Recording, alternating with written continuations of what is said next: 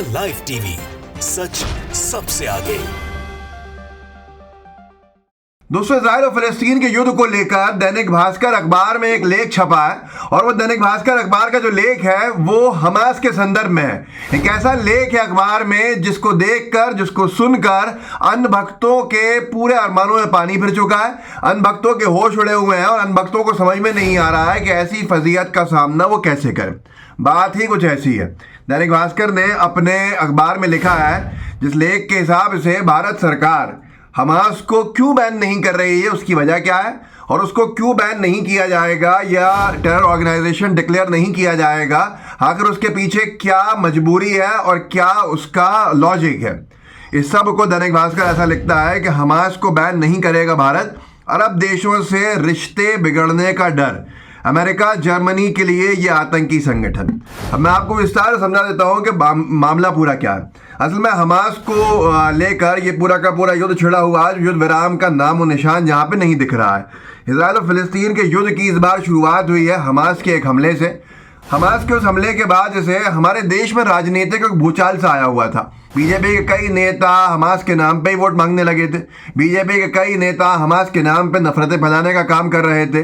गोदी मीडिया की रिपोर्टिंग रात दिन हमास के नाम पे चल रही थी, आतंकी संगठन कहते हुए।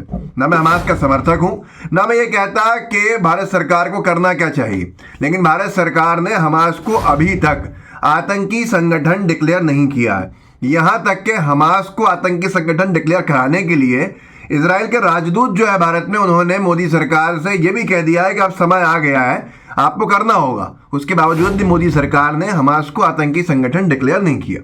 इसके पीछे सिर्फ लॉजिक यह है कि हमास के नाम पर राजनीति बीजेपी के लोग करना चाहते हैं, लेकिन वो जानते हैं कि अंतर्राष्ट्रीय स्तर पर हमास को आतंकी संगठन डिक्लेयर करने के बीजेपी की सरकार को क्या नुकसान होने वाले हैं। दैनिक भास्कर का ये जो लेख है, जो मैंने आपको सुनाया कि हमास को बैन नहीं करेगा भारत, अरब देशों से रिश्ते बिगड़ने का डर, अमेरिका जर्मनी के लिए यह आतंकी संगठन है।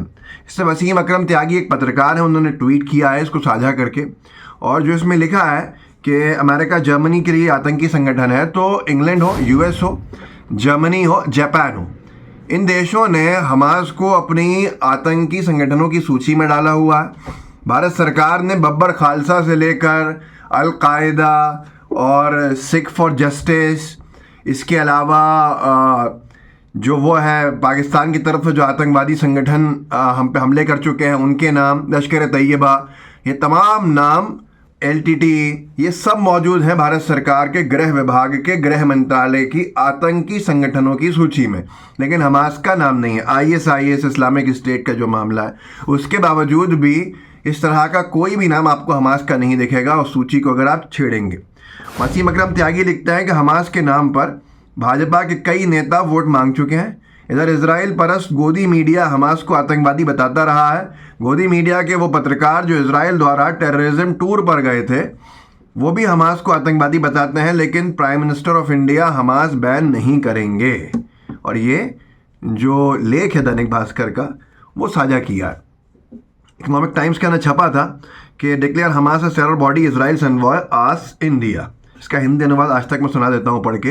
हमास को आतंकी संगठन घोषित करे भारत, जंग के बीच बोले इजराइल के राजदूत। अब यहाँ पर बड़ा विषय यह है कि मोदी सरकार में बीजेपी अपनी राजनीति चमकाने के लिए एक अलग लाइन पे चलती है, और जो फॉरेन अफेयर्स हैं, जो डिप्लोमेसी है हमारी, जो कूटनीति है हमारी, वो अलग तरीके से चलती है जिस हिसाब से चलना है।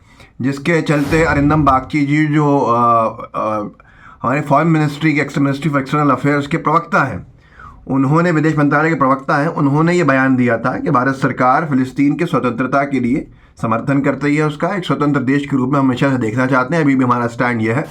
इजराइल के और फिलिस्तीन के सही बाउंड्रीज स्पेसिफाई हों और जिस तरह के बेकसूर मारे गए हैं उसकी हम निंदा करते हैं, इजराइल के जो बेकसूर मारे गए हैं उसकी निंदा करते हैं।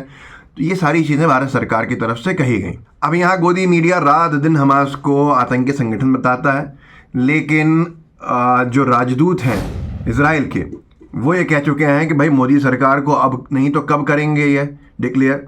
लेकिन एक बात बताना चलता हूँ आपको, इजराइल को लेकर बीजेपी अपना एक स्टैंड अलग रखी हुई है, जो देश के ऑफिशियल स्टैंड से अलग है। इजराइल के समर्थन में अंधे हुए जा रहे हैं भाजपा के लोग बड़ा विषय यह है कि क्या आप जानते हैं इजराइल ने क्या करा था जब हमारे ऊपर गलवान घाटी में हमला हुआ था चीन के तरफ से? हमारे 20 फौजी जवान भाई जो थे वो उसमें शहीद हो गए थे। आपको जान के हैरानी होगी कि इजराइल का स्टैंड एकदम न्यूट्रल था और इजराइल ने ये बयान दिया था, टाइम्स ऑफ इंडिया में छपा था, Israel hopes India and China will sort out there differences in peaceful वे। हमारे 20 जवान शहीद हुए थे गलवान में। उस वक्त इजराइल ने यह बयान दिया था कि हम उम्मीद करते हैं, इजराइल उम्मीद करता है कि भारत और चाइना अपने विवादों को अच्छे पीसफुल तरीके से, शांतिपूर्ण तरीके से हल करेगा और ये सारे के सारे मसले से बाहर निकल के आएगा। ये उसका स्टैंड था।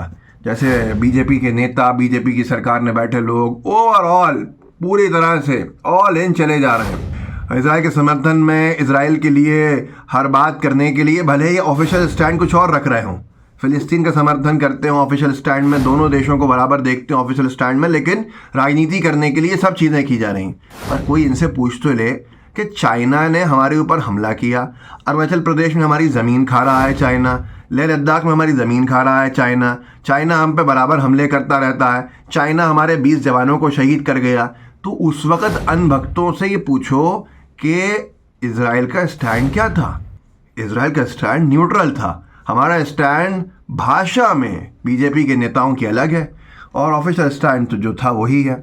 तो इस वीडियो से ये एक बात समझ में आती है, आपको भी समझ में आई होगी। मैंने कुछ वक्त पहले, लगभग 2 हफ्ते पहले कहा था कि भारत सरकार, आपको जान के हैरानी होगी, मोदी सरकार ने हमास को आतंकी संगठन नहीं माना है ऑफिशियली, और उसके बावजूद भी गोदी मीडिया रात दिन हमास को लेकर आतंकी संगठन डिक्लेयर करी बैठी है।